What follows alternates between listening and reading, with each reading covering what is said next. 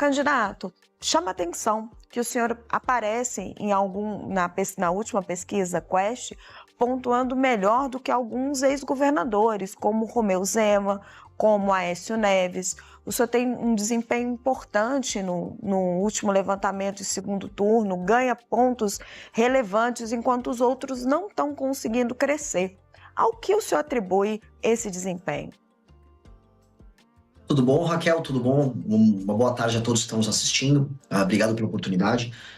Primeiro, eu vou começar concordando com o ponto que foi colocado na análise inicial, que, de fato, o nome de terceira via não tem muita chance. Eu não sou da terceira via, eu vou substituir o Flávio como o único candidato de direita nessa eleição. E assim eu sou, e assim me colocarei no segundo turno. A segunda coisa, eu não fico surpreso por estar à frente dos governadores, simplesmente porque eu sou um pré-candidato hoje superior a eles. Não é natural, não apenas me comunico melhor, eu sou presidente do meu próprio partido, os demais pré-candidatos, eles infelizmente têm que se submeter a decisões erradas que vêm dos partidos deles, então eu acho que era um caminho natural. Na verdade, eu não estou surpreso com essa pesquisa e nem concordo com o resultado dela, porque tranquilamente eu tenho muito mais do que 3 pontos percentuais hoje na preferência do brasileiro. Mas ao que o senhor atribui? O senhor está tendo um desempenho melhor do que governadores que governaram estados importantes, que já teriam um recall do público? A qual tipo de estratégia, a forma com que o senhor está se apresentando, como que o senhor está se colocando, que está tendo essa familiaridade com as pessoas? É o que eu disse, eu sou um pré-candidato superior. Quando eu digo superior, eu apresento um conjunto de propostas melhores. Eu realmente rodo o Brasil e vejo os problemas reais do Brasil.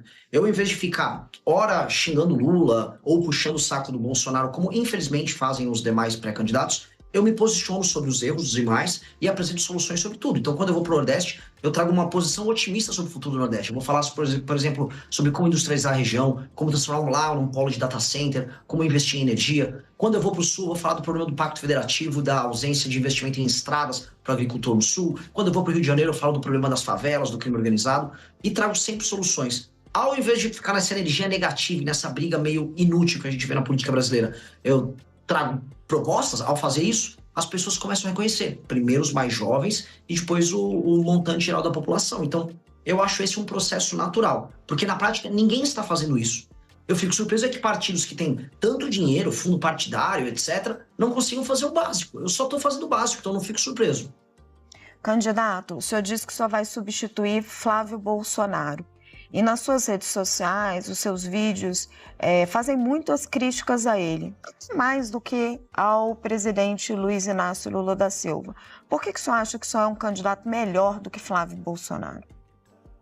Eu não estou envolvido em escândalo de corrupção e eu tenho proposta. É muito, muito simples. Ao não andar no jatinho Vorcaro, ao não ter, sei lá, parceiros meus que praticam rachadinha, ao não me envolver com o Bacelar, com o TH Joias, eu me torno uma pessoa, do ponto de vista ético, muito diferente dele. E eu não fujo de apresentar propostas, mesmo quando elas são impopulares. O Flávio fez uma declaração recentemente dizendo que, olha, eu não vou apresentar nenhuma proposta porque eu vou perder voto. Eu vou falar tudo o que precisa ser feito, mesmo que isso me faça perder voto, senão eu seria um estelionatário. O estelionato eleitoral é justamente mentir para o eleitor. Falou que vai fazer A e depois faz B. E sobre bater nele, no Lula, depende do dia. Tem dia que eu vou bater mais nele, tem dia que eu bato mais no Lula, depende do que cada um aprontou no dia. Eu vou chamar os nossos analistas para participar da nossa conversa, candidato. Vou convidar aqui a Vitória Abel. Pré-candidato, a minha dúvida é justamente em como que o senhor pretende atrair esses eleitores de Flávio Bolsonaro, porque tem uma parcela da direita que de fato parece ser fiel à família Bolsonaro, né, ao nome da família Bolsonaro, aquele em torno de 20% a 30% do eleitor que parece que não desiste de votar na família, independentemente de denúncias que aparecem ou não. Como que o senhor pretende conquistar essa parcela do eleitorado, já que o senhor já se vê num segundo turno? No segundo turno ou no primeiro? Só para qualificar a pergunta. Não, porque o senhor disse que vai substituir Flávio Bolsonaro como candidato da direita, então eu imagino que o senhor se veja no segundo turno. Sim, então no segundo turno, muito simples. Esse eleitor, ele vota contra o PT. Antes de votarem na família Bolsonaro, esse eleitor votava até em candidatos do PSDB no segundo turno. Porque o foco era derrotar o petismo, que eles enxergam como inimigo no seu sistema de valores. Eu já derrotei o petismo, por exemplo, durante o impeachment da Dilma Rousseff. E aí basta eu mostrar para essas pessoas que eu sou melhor no enfrentamento ao PT, que eu sou mais vencedor nesse enfrentamento ao PT do que, por exemplo, o Flávio Bolsonaro. E aí é uma questão de convencimento deles no segundo turno. No primeiro turno, se essas pessoas que são muito leais à família Bolsonaro quiserem votar no Flávio, elas votam. A questão é que elas sozinhas não são suficientes para colocá-lo no segundo turno. Tanto que o próprio Flávio Bolsonaro mudou a estratégia dele para tentar acenar para outros eleitores e ele não está conseguindo convencê-los. Candidato, queria convidar o Yander Porcela. Eu tenho mais perguntas, mas queria convidar primeiro o Yander Porcela para fazer uma pergunta. Yander. Candidato, boa tarde. Eu queria saber um pouco mais sobre o que o senhor pensa de economia. Caso seja eleito presidente, o senhor defende uma agenda mais liberal? Defende, por exemplo, privatização da Petrobras, dos Correios, das estatais em geral? Como que o senhor está fazendo esse programa em relação à economia?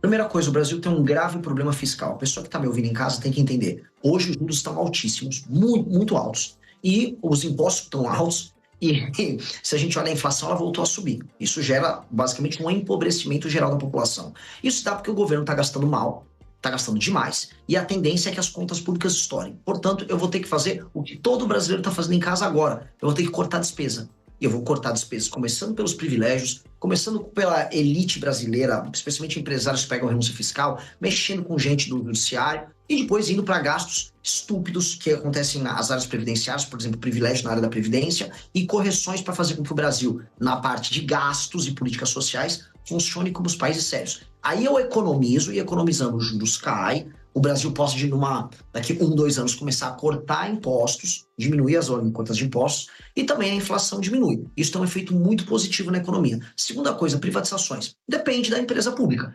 Correio tem que privatizar. Petrobras, hoje com o mundo em crise, com recursos naturais sendo utilizados como barganha, eu não entregaria uma empresa estatal brasileira para uma estatal chinesa, como a PetroChina, ou para a Aramco, que é a estatal da Arábia Saudita, que são as empresas hoje que estão aí no mercado olhando para a compra de estatais de petróleo de outras nações. Não farei, tenho que usar isso como uma reserva estratégica. Agora, para outras empresas públicas que não têm, vamos dizer, função de serem estatais, eu vou vender mesmo, vou privatizar. A Petrobras seria a única empresa, então, que o senhor não privatizaria? Não, a Embrapa, por exemplo, eu não privatizaria. Candidato, o senhor já disse que é um admirador de Javier Milei. Por quê? Porque o Javier Milei, ele foi muito sincero no processo eleitoral argentino em falar que eles precisariam fazer reformas muito duras e que as supostas políticas sociais que encheram o Estado argentino de gastos não funcionavam e que quebraram a Argentina. E ao falar isso, ao invés de ficar contratando um marqueteiro para enganar o eleitor com palavra bonitinha, ele cativou os eleitores para uma causa. Portanto, ele, enquanto presidente, está representando uma causa, que ele chama de enfrentamento à casta dos políticos e aos gastos exagerados, e ele começou a apresentar seus primeiros resultados, como queda de inflação, redução do déficit na Argentina, que é absurdo, e começar a apontar a boas expectativas em termos de crescimento econômico lá. Então eu admiro esse tipo de coragem que ele teve. Acho uma coragem realmente admirável e eu gostaria que os pré-candidatos no Brasil adotassem essa postura, de falar a verdade, doa quem doer. O senhor tem ideias econômicas muito consistentes, candidato, mas, por exemplo, o seu projeto de desfavelização, como que o senhor financiaria ele?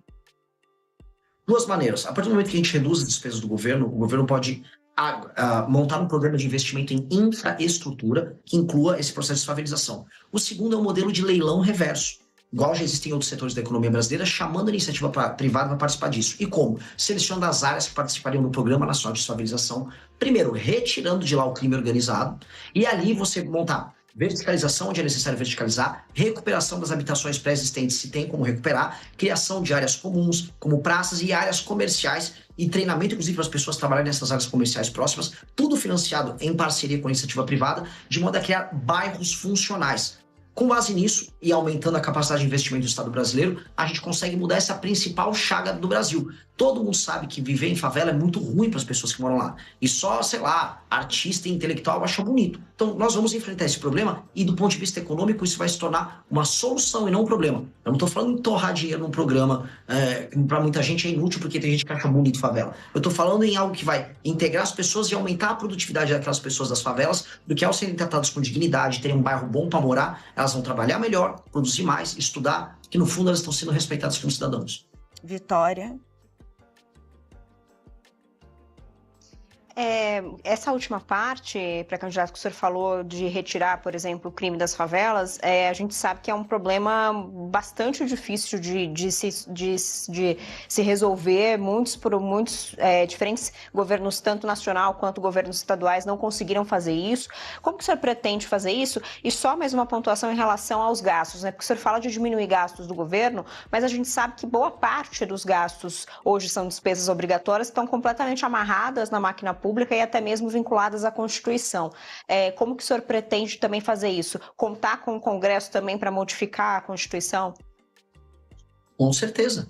E começa por aí mesmo. Inclusive, para eu já citar um exemplo do Milei na Argentina, para não parecer que eu estou enrolando alguém com isso, nós já protocolamos a PEC, que é uma PEC de ajuste fiscal, protocolada pelo deputado Kim Kataguiri, está no Congresso Nacional na fase de coleta de assinaturas, e lá nós temos todas essas alterações na Constituição para acabar com certas vinculações e indexações que fazem com que o orçamento estoure. E eu tenho como obrigação convencer o Congresso Nacional a votar isso ainda este ano. Ou seja, venci a eleição em outubro, e em novembro e dezembro eu tenho que trabalhar com o Congresso para fazer essa transição. Sobre o processo de desfavelização e enfrentamento ao crime organizado, veja, nunca de fato o governo brasileiro tentou. Desde a redemocratização, desde 88, não há um trabalho coordenado para destruir o crime organizado no Brasil. A gente teve alguns trabalhos dos governadores, houve o projeto, por exemplo, das UPPs no Rio de Janeiro. Mas as UPPs, do que adiantava você fazer por exemplo, a ocupação militar da favela, se a continuidade do crime se dava através das legislações brasileiras, tanto de processo penal, leis de execução penal e de código penal, que são frouxas e brandas no combate ao crime. As penas brasileiras são baixas em geral. Também não há um estatuto, né, do ponto de vista jurídico, especial para o membro da facção criminosa. Logo, ser membro de uma facção não torna, por exemplo, um bandido diferente ou muito diferente de um bandido comum. E aí isso gera um incentivo para o funcionamento do crime organizado. Por isso que as UPPs no Rio de Janeiro não funcionaram. Não dá para fazer ação isolada, vai ter que ser uma ação integrada com o governo federal, quase entendida como uma guerra contra o crime. Nesse meu ponto, entendida como uma guerra contra o crime, para acabar com os caras de cabo a rabo. E tem que ser isso, de cabo a rabo. Tem que ser pela primeira vez, desde que o Brasil tem a Constituição recente, de 88, um compromisso do governo federal em erradicar o crime organizado. Candidato, como acabar com a corrupção? Igual acaba com o vagabundo, o criminoso faccionado. Aumento de penas e fiscalização. O que breca o cometimento de crime sempre é, a certeza da punição e 2, o peso da punição. Se um bandido sabe que ele será punido e que a punição é pesada, ele vai deixar de cometer o crime. Aqui no Brasil, tanto para o crime armado, né, crime, vamos dizer, violento, quanto para o crime do colarinho branco, essas duas coisas são quase incentivadas. Mas ela está enraizada dentro do Congresso brasileiro. Como que o senhor conseguiria fazer isso tendo que lidar com esse Congresso? Passo a passo e com apoio popular, e entendendo que nem todo o Congresso é composto de vagabundos. Por mais que hoje, e assistindo, vamos dizer, as pautas bombas que passam, a gente perca completamente a fé no Congresso Nacional. Eu entendo que, vencendo a eleição, eu estabelecerei, no processo eleitoral, o espírito do tempo no momento das eleições. Ou seja, o Congresso Nacional, em alguma medida, será influenciado pela agenda que o presidente da República levou à frente. Foi assim quando o Bolsonaro, por exemplo, venceu em 18, havia um espírito do tempo ao redor dele. Isso vai ajudar a pautar algumas pautas que são prioritárias. Dentre elas, por exemplo, o retorno à prisão na segunda instância, a separação do foro privilegiado do STF. A gente sabe muito bem que esses mesmos políticos corruptos se utilizam de escritórios amigáveis a certos ministros do STF e também do STJ e também de relações próximas para nunca serem punidos. A PGR virou uma engavetadora também, né, ao longo dos últimos anos. Então, nós temos claramente um modelo de impunidade envolvendo a política brasileira. Só que isso passa a política brasileira. Isso envolve parte do empresariado, que eu vou chamar de corrupto também. Isso envolve todos os tipos de crimes de colarinho branco, que quase hoje não tem punição. Há uma certeza de impunidade para eles. Yander? Candidato, o senhor tem falado um pouco sobre o problema do crime organizado, que está muito em evidência. Agora eu queria saber como que o senhor pensa que seria mais eficaz esse combate ao crime organizado, se o senhor concorda com essa classificação dos Estados Unidos em relação ao PCC e o Comando Vermelho como organizações terroristas, e também o senhor tem falado um pouco sobre como resolver o problema do Rio de Janeiro, especificamente. Eu queria que o senhor comentasse um pouco sobre esses pontos. Ó, o enfrentamento ao crime organizado no Brasil, ele sempre foi feito de maneira fracionada. Nunca houve uma estratégia de enfrentamento. Pro espectador que está nos assistindo, existem 2 modelos de facção criminosa no Brasil. Um modelo eu chamo de modelo horizontal. Por que horizontal? Porque você olha no mapa e eles estão lá. É a ocupação territorial que, por exemplo, o Comando Vermelho faz, o bonde dos malucos, são os nomes horrorosos, faz em certas regiões na Bahia.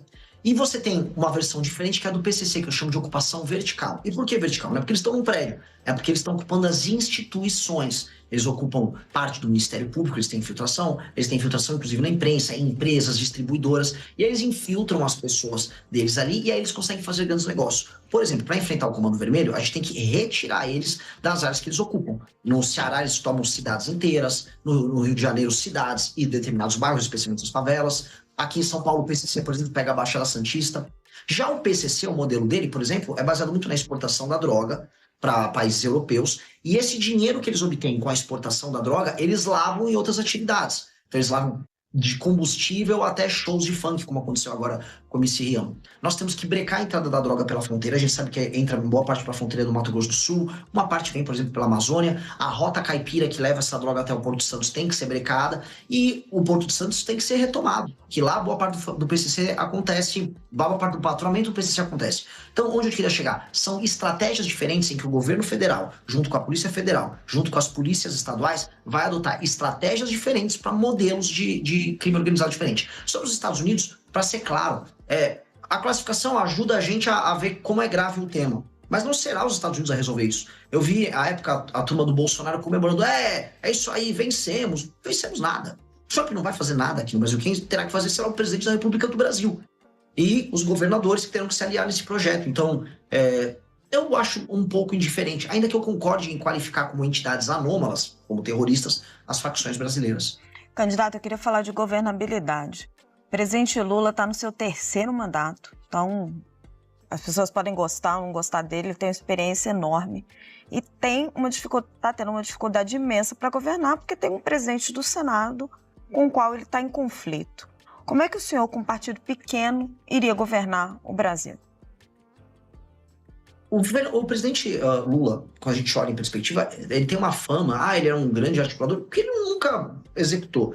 Ele sempre tentou comprar o Congresso. O Lula tentou comprar o Congresso no mensalão, depois com o Petrolão, e a diferença que ele está tendo agora, nesse mandato em que ele tem mais dificuldade, é simplesmente porque agora as emendas ficam à disposição dos parlamentares por conta do orçamento secreto. E aí ele não tem esses instrumentos. Ou seja, ele nunca foi um líder político bom o suficiente para cativar, através do seu projeto, os partidos a se juntarem ao seu governo. Hoje, naturalmente, é uma dificuldade muito grande por conta do orçamento secreto. E eu acho que ele tem que acabar. E nesse ponto, eu converso e dialogo com o STF, inclusive com o Flávio Dino, que é do campo político oposto ao meu, mas que hoje é ministro supremo, porque o Flávio Dino está lá, nesse instante, tentando mexer nos golpes e crimes tocados por parlamentares no orçamento secreto. Então, acho que o STF tem que disciplinar, junto com o governo federal, essa questão, para parar de existir essa chancela ao centrão de usar o orçamento brasileiro como ele quiser, e aí ficar apenas botando uma faca no pescoço do presidente, não importa se de direita, de esquerda, de centro. Essa é a primeira coisa, nós temos que disciplinar essa questão do orçamento. Segundo, eu vou fazer composição. O que eu não vou fazer é toma lá da cá. E eu vou compartilhar o lucro político das vitórias nossas. Ou seja, se os governadores participarem e com as bancadas estaduais participarem da minha vitória na desfavelização e no combate ao crime, eu entrego a vitória política de mostrar essa conquista para todo mundo. Não tenho problema nenhum. O que eu não vou entregar é vitória econômica, vitória financeira, entregar ministério de porteira fechada para as outras pessoas fazerem negócios, como acontece com uma tradição em Brasília. Entendam, você mesmo citou, se eu fui eleito um partido que foi criado há 6, 7 meses atrás e venci as eleições, significa que o que eu digo é tão importante que o brasileiro falou, coloquem ele lá para mudar essa relação. E eu vou chegar lá para estabelecer uma nova relação. E eles vão ter que se ajustar a essa nova relação. Até porque o Brasil está quebrando. Até porque o modelo de roubalheira com emendas, que boa parte desse Congresso faz, e a gente sabe que essa é a base daquilo que a gente chama de política lá em Brasília, ele já ficou impossível, inviável. O Brasil está indo para uma crise fiscal que em 2007, 2028, ele quebra. E aí, eles são o carrapato no boi. O carrapato está matando o boi. E o carrapato no Brasil até tem uma consciência. Às vezes ele acorda e ajuda em umas reformas. Aconteceu isso na reforma da Previdência, nas reformas do governo Temer, aconteceu no governo de Itamar. Então, assim, chegou o momento da gente botar a consciência no carrapato e depois disciplinar o carrapato para ele parar de sugar tanto o sangue do boi, que infelizmente é o Brasil. Candidato, para a gente fechar, o senhor está aparecendo como o outsider dessa campanha, né? A surpresa da campanha. Alguns comparam o senhor a Pablo Marçal, que foi a surpresa da campanha à Prefeitura de São Paulo. O senhor aceita essa comparação ou repudia? Raquel, gosto tanto do seu trabalho, nunca te fiz nada, me comparar com esse cara. Então, é uma pergunta legítima. Eu não estou comparando, eu estou dizendo que a comparação é feita. O senhor aceita ou repudia? Não apenas repudio, né? E obviamente isso não tem nada a ver com a realidade, né? O Pablo Marçal, ele era um aventureiro numa eleição, falando absurdos, sem proposta concreta nenhuma. Eu estou há 12 anos na política, sem nenhuma mácula ao meu respeito, liderei manifestações grandes, fundei e sou hoje o presidente de um partido político, e por mais que eu esteja de fora, e realmente de fora do jogo político, eu criei um partido para que a gente entre nesse jogo, reforme ele por dentro, e que dure nos próximos 10, 20, 30 anos como uma força que vai mudar o destino do Brasil. Meu foco aqui não é vender um curso online, como o Pablo Marçal fez, após participar de uma eleição em que ele apareceu na TV. Meu foco é que daqui a 30 anos o Brasil seja uma das 5 maiores nações do mundo, e minha ambição pessoal não é ficar rico como ele, é que as pessoas um dia vejam meu nome nos livros de história e falam, esse cara é especial, esse cara mudou o país. Se eu conseguir isso, eu estou super feliz. Bem melhor do que vender curso como ele faz. Quero agradecer muito a entrevista ao pré-candidato do Missão, Renan Santos. Renan Santos é pré-candidato à presidência da República. Pré-candidato, muito obrigada pela sua entrevista ao Poder Expresso. E já fica aqui o convite para o senhor voltar mais durante a campanha. Muito obrigada, viu? Obrigado, adorei a entrevista. Maravilhoso. Um abraço para todos vocês.